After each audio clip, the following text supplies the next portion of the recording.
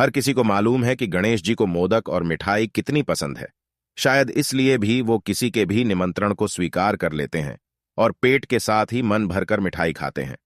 एक बार की बात है, धनपति कुबेर ने भगवान शिव और माता पार्वती को भोज पर बुलाया।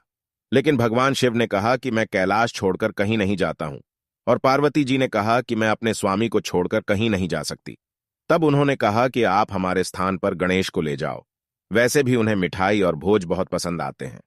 तब कुबेर गणेश जी को अपने साथ भोज पर ले गए। वहां उन्होंने मन भरकर मिठाई और मोदक खाए।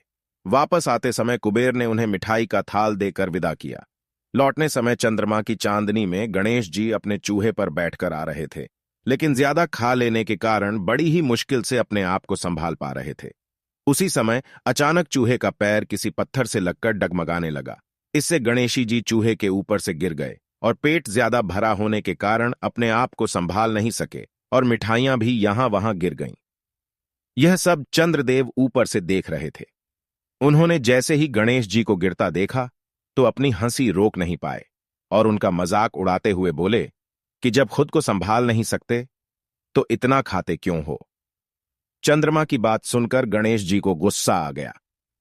उन्होंने सोचा कि घमंड में चूर होकर चंद्रमा मुझे उठाने के लिए किसी प्रकार की सहायता नहीं कर रहा है और ऊपर से मेरा मजाक उड़ा रहा है। इसलिए गणेश जी ने चंद्रमा को श्राप दिया कि जो भी गणेश चतुर्थी के दिन तुमको देखेगा वह लोगों के सामने चोर कहलाएगा। श्राप की बात सुनकर चंद्रमा घबरा गए और सोचने लगे कि फिर तो मुझे कोई भी नहीं देखेगा। उन्होंने शीघ्र ही गणेश जी से माफी मांगी। कुछ देर बाद जब गणेश जी का गुस्सा शांत हुआ तब उन्होंने कहा कि मैं श्राप तो वापस नहीं ले सकता, लेकिन तुमको एक वरदान देता हूं कि अगर वही व्यक्ति अगली गणेश चतुर्थी को तुमको देखेगा तो उसके ऊपर से छायर होने का श्राप उतर जाएगा। तब जाकर चंद्रमा की जान में जान आई।